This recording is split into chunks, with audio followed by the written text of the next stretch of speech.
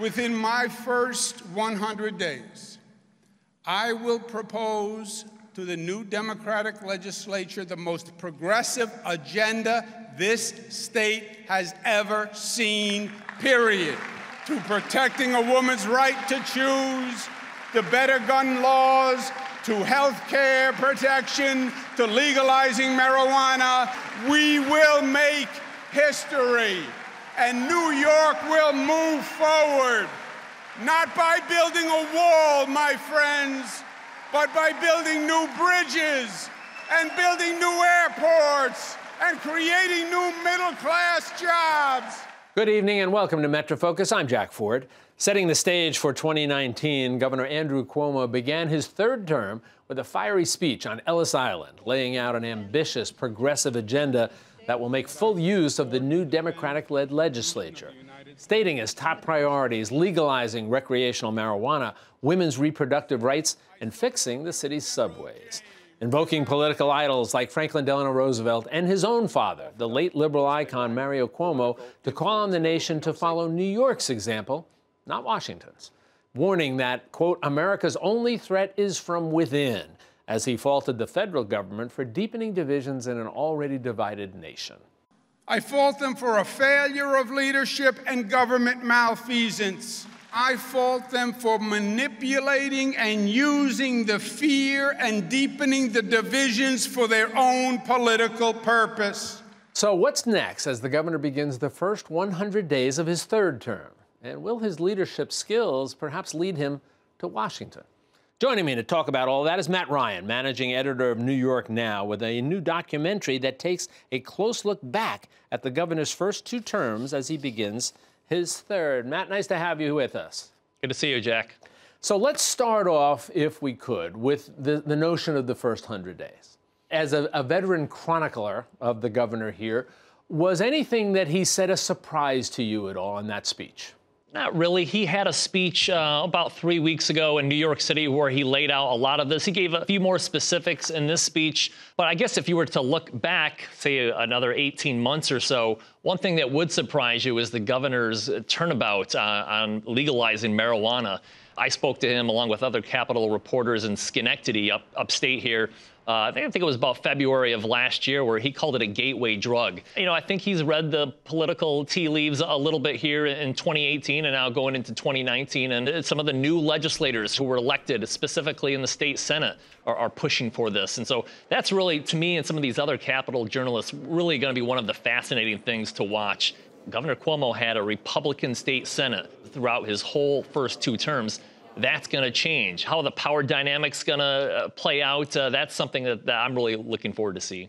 It's interesting because we saw the governor mention some of the specific issues he wants to get out in the forefront in those first 100 days. And he also said, I will propose within the first 100 days.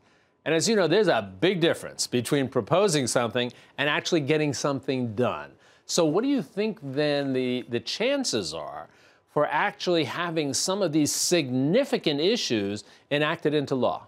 That's a good question. I think some of them will be slam dunks. The Assembly has passed all of these bills that he's wanted for many years, but of course the roadblock was the Senate. Codifying Roe v. Wade into state law, I might think that would be the first thing that passes the state legislature and the governor signs, maybe as soon as by the end of the month. That's one thing I would look at. Voting reforms, which have been blocked by the Senate GOP for years and years. That was led by Astoria's Mike Gianaris in the Senate. That's something that could definitely pass. I guess we'll have to see what passes before the budget negotiations start, right? The governor comes out in his State of the State and gives out the proposals, but, you know, then the real work begins, the budget, the legislative hearings, and then the real negotiations come, you know, March 1 to March 31st. As you said, the real work begins. Now, let me turn the corner here a little bit and talk about the documentary that you put together about the first two terms leading into the third term of Governor Andrew Cuomo. We got a trailer here. Let's take a quick look at this, and then I want to talk with you about it.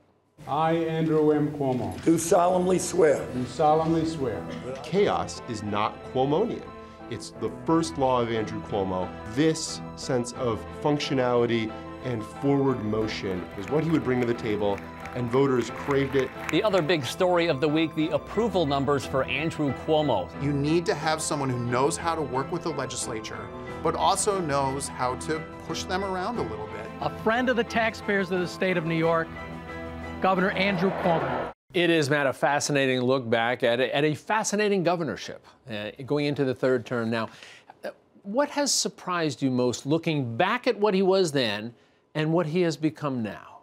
People forget how he's generally been popular. I mean, his numbers after 8 years, I think any politician would want. I mean, he's right around that 50% mark, which is what you need.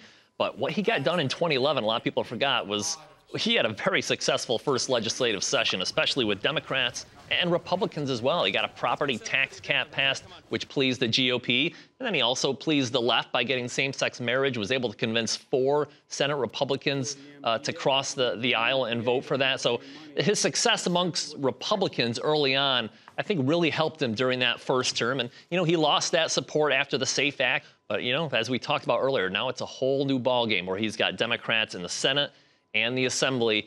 Is everything going to be smooth sailing, or is there going to be some real roadblocks that we didn't anticipate? That's what I'm looking forward to seeing. There's such symbolism that attaches to the speech that the political figures give when they're being sworn in. And so we have now 3 different locations for Andrew Cuomo. Give me a quick sense of what each of them meant to him at the time. You know, in 2014, he actually did it in New York City, and he did it in Buffalo as well. That was during the Buffalo Billion push, where he was really trying to get more jobs and more people back into Western New York, which had been sagging for so many years. But, you know, the 2018, how can you not miss the symbolism with what's going on in the country and the number of people in New York who are against Donald Trump? We saw that in the election in November with so many Democrats being elected. But, you know, he sent a strong message, both visually and in his words, at Ellis Island on the 1st. Well, as I said, that's a fascinating look at what has been a fascinating 2 terms leading into a 3rd term. We want to thank you, as always, for spending some time with us, Matt. We look forward to talking with you again real soon. Thanks, Jack. And a reminder for you, Governor Andrew Cuomo, the first 2 terms, airs this week on New York Now on PBS stations around the state. Check your local listings for times in your area.